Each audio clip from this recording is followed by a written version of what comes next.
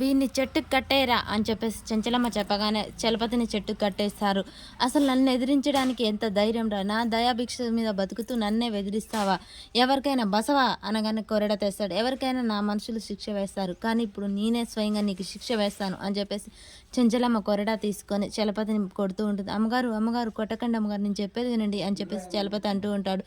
ఇక అక్కడికి విజయమ్మ వస్తూ ఉంటుంది. ఈలోపే చలపతి చెంచలమ్మ ఉండి నా చేతులతో నీకు శిక్ష వేస్తేనే నీకు బుద్ధి వస్తుంది, నా కోడల్ని వంకరగా చూసినప్పుడే నిన్ను చంపేయాల్సింది, ఆ అవకాశం ఇచ్చి నిన్ను చెడగొట్టాను, ఈ రోజు నా చేతిలో చావకుండా నిన్ను ఆపేది ఎవరూ లేదు అని చెంచలమ్మ దెబ్బ వేయబోయేసరికి విజయమ్మ ఆపుతూ ఉంటుంది. ఆగు అనగానే విజయమ్మ నువ్వు తగ్గు, వెనకకు, ఇప్పటికే చాలా మాటలు మాట్లాడావు, ఈ విషయంలో నీకు అవసరం లేదు. ఏంటి చలపతి నా ఊరు మనిషి, నాకు అధికారం ఉంది, ఈ తోట తనకు అధికారం లేకుంటే ఇంతమందిని మీ ముందు పెట్టుకొని కూడా తనది అని మాట్లాడతాడు. చలపతి నీ దగ్గర ఆధారం ఉందా అనగానే ఉందమ్మ గారు, లేకపోతే నేనెందుకు ఎదిరిస్తాను చెంచలమ్మ గారిని అని చెప్పేసి చలపతి భయపడుతూ నక్క వినయం నటిస్తూ ఉంటాడు. చెంచలమ్మ ఇక ఏంటి నేను తోట తనకమ్మానా అని నీవు రుజువు చేస్తున్నావా, నువ్వు పశ్చాత్తాపడాల్సి ఉంటుంది, ఎవరు పశ్చాత్తాపడాలనో నేను చూస్తాను అని చెప్పేసి విజయం అనగానే చలపతి తెచ్చి పేపర్స్ చెంచలమ్మకి ఇస్తాడు. చెంచలమ్మకి ఏమీ అర్థం కాక విజయమ్మ ఇక్కడి నుంచి వెళ్ళిపో, లేకుంటే చాలా దూరం వెళ్లాల్సి ఉంటుంది అనగానే ఆగు చెంచలమ్మ, ఎందుకు ఈ నోటీస్ చదువుతాను కదా అనగానే అందులో చెంచలమ్మ అమ్మినట్టు చలపతికి తోట కొన్నట్టు రాసి ఉంటుంది. అది వినగానే చెంచలమ్మ ఒక్కసారిగా షాక్ అయి చూస్తూ ఉంటుంది. విజయమ్మ చదివేసి ఏంటి నీకు అర్థం కావట్లేదా, చూడు పార్వతీపురం చలపతి అని, పార్వతీపురం చెంచలమ్మ అనే నేను చలపతికి 10 ఎకరాల మామిడి తోట అమ్ముతున్నాను అనగానే చెంచలమ్మ షాక్ అయి చూస్తూ ఉంటుంది. తోట నేనమ్మడం ఏంటి, ఈ ఏలుముద్దలు ఎవరి, నీయే కదా చూసుకో అని చెప్పేసి ఇవ్వబోదు. ఓ చెంచలమ్మకు చదువు రాదు కదా అని హేళన చేస్తూ ఉంటుంది. ఇక చెంచలమ్మ జరిగింది గుర్తు చేసుకుంటుంది. చలపతి అమ్మగారు నాకు ఒక సహాయం చేయాలి, మీరే సాయం చేయగారు, ఈ ఊరికి పెద్ద అమ్మూరు లాంటి వారు మీరు అని చెప్పేసి మాయమాటలు చెప్పి నాకు బ్యాంకు లోన్ కావాలి, మీరు ఒక సంతకం పెడితే తాడు బంగారం లేని నా జీవితం వస్తుంది అని చెప్పేసి అనగా చెంచలమ్మ అయితే సరే నీకు మంచి జీవితం ఆధారం ఉంటుందంటే నేను తప్పకుండా సహాయం చేస్తాను, నా వల్ల ఒక జీవితం బాగుపడుతుందంటే నేను అస్సలు సహాయం చేయలేకుండా ఊరుకోను అని చెప్పేసి చెంచలమ్మ సరే ఇటు ఇవ్వు అని చెప్పగానే చలపతి అక్కడ నక్క వినయాలు నటిస్తూ ఇక చెంచలమ్మతో ఆ ఆస్తి పేపర్ల మీద సంతకాలు పెట్టించుకుంటాడు. చెంచలమ్మకు చదువు రాకపోవడంతో చలపతిని ఈజీగా నమ్మి సంతకాలు పెడుతుంది. ఆ ఏలుముద్ర సహాయంతో తోట అమ్మినట్టు తను రాయించుకొని అక్కడి నుంచి వెళ్ళిపోతాడు. గుర్తు చేసుకున్న చెంచలమ్మ ఒక్కసారిగా నన్ను మోసం చేసి పెట్టిన సంతకాలు ఎలా చెల్తాయి, ఇవి చెల్లవు కదా అని చెప్పేసి చెంచలమ్మ ఆలోచిస్తూ ఉంటుంది.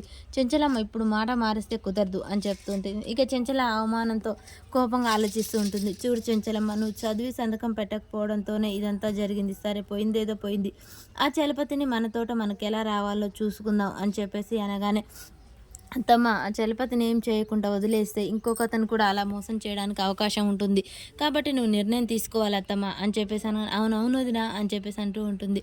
సింధూర కూడా ఆ లత్తమ్మకు అదే చెప్తూ ఉంటుంది. చెంచలం ఒక్కసారిగా మోసం చేయడం కాదు, మోసపోవడమే ఇంకా అవమానము అని చెప్పేసి చెంచలమ్మ అనగానే అత్తమ్మ అది కాదు అని చెప్పేసి అనగానే అవును, నన్ను మోసం చేసిన వాళ్ళని నేను ఊరికే వదిలిపెట్టను, నేను నాకు చదువు లేదు కాబట్టే కదా నన్ను ఇంత మోసం చేసింది, కాబట్టి నేను చదువుకోవాలి, అందుకనే నేను తీసుకోవాలి, ఒక నిర్ణయం తీసుకుంటున్నాను అని చెప్పేసి చెంచలమ్మ అని చెప్తూ ఉంటుంది. ఇక సింధూర అత్తమ్మ ఏంటి నువ్వు అనేది అని చెప్పేసి అనగానే అందరూ ఒకరి ముఖం ఒకరు చూసుకుంటుంది. అవును వదిన, అసలు నువ్వు ఏలుముద్రలు ఎక్కడా వేయకూడదు, ఇక నుంచి అసలు వేలుముద్రలే వేయదు, చదివి వేయాలి అని చెప్పేసి చాముండి అంటుంది. అవును నిజమే, అసలు నన్ను అడిగితే నువ్వు అసలు వేలిముద్రే వేయొద్దు వదిన అని చెప్పేసి ఇక భవతి అంటూ ఉంటుంది. అందరి తల ఎవరికి తోచినట్టు వాళ్ళు మాట్లాడుతూ ఉంటారు. అవును భవతి నిజమే, ఇక నుంచి అస్సలు వేలిముద్రే వేయను, నేను చెప్పానా నా మనసులో మాట, వదిన అదే చేస్తుంది అని చెప్పేసి భవతి సంబూరపడుతూ ఉంటుంది. వేలిముద్ర వేయను, ఇక నుంచి సంతకం పెడతాను అని చెప్పేసి చెంచలమ్మ అనగానే ఆ మాట విన్న సింధూర ఇంకా ఇంట్లో వాళ్ళంతా షాక్ అయి చూస్తూ ఉంటారు. కేశవ కూడా ఏమీ అర్థం కాక అలాగే చూస్తూ ఉంటాడు. అత్తమ్మ నువ్వేమంటున్నావు అని సింధూర అడుగుతూ ఉంటుంది. భవతి కూడా అలాగే చూస్తూ ఉంటుంది. అవును, నాకు చదువు రాదు కాబట్టే కదా నన్ను మోసం చేసింది, కాబట్టి ఇక నుంచి నేను చదువు నేర్చుకొని సంతకం చేయడం నేర్చుకుంటాను, పత్రాలు ఏముందో చదవడం కూడా నేర్చుకుంటాను అని చెప్పగానే సింధూర చాలా సంతోషపడుతూ ఉంటుంది. అదేంటి వదిన ఈ వయసులో నువ్వు బడికి వెళ్తే బాగుంటుందా అని భవతి అంటుంది. రేణుక కూడా అలాగే అంటూ ఉంటుంది. ఏమైంది? చదువుకు వయసుకు సంబంధం ఎక్కడుంది? ఎక్కడ లేదు. చదువుకోవాలని కోరిక మనసులో ఉండాలి కానీ ఏ వయసుతో సంబంధం లేకుండా చదువుకోవచ్చు. ఇక నుంచి నేను చదువుకుంటాను. చదువుకొనే సంతకం పెడతాను. చదువుకొనే మోసపోను అని చెప్పేసి ఏమండి ఇక నుంచి ఆ ఏర్పాటు చేయండి. సరే చెంచలమ్మ నీ ఇష్టం చదువుకో అని చెప్పేసి అంటూ ఉంటుంది. ఇక సింధూర వాళ్ళైతే సంతోషపడుతూ ఉంటారు. చెంచలమ్మ అక్కడి నుంచి వెళ్ళిపోతూ ఉంటుంది. భవతి ఇక చాముండి అందరూ ఒకరి ముఖం ఒకరు చూసుకుంటూ ఉంటారు. ఏవండి ఇదేంటి? మీ వదిన చదువుకుంటానంటుందేంది? అసలు ఈ వయసులో చదువుకుంటే ఏమన్నా ఉందా? ఏంటండి మీరు అలా బిగుసుకుపోయారు? నేను బిగుసుకుపోవడం కాదు. నేను చెప్పే మాట ఇంటే నువ్వు బిగుసుకుపోతావు. ఏంటండి ఆ మాట?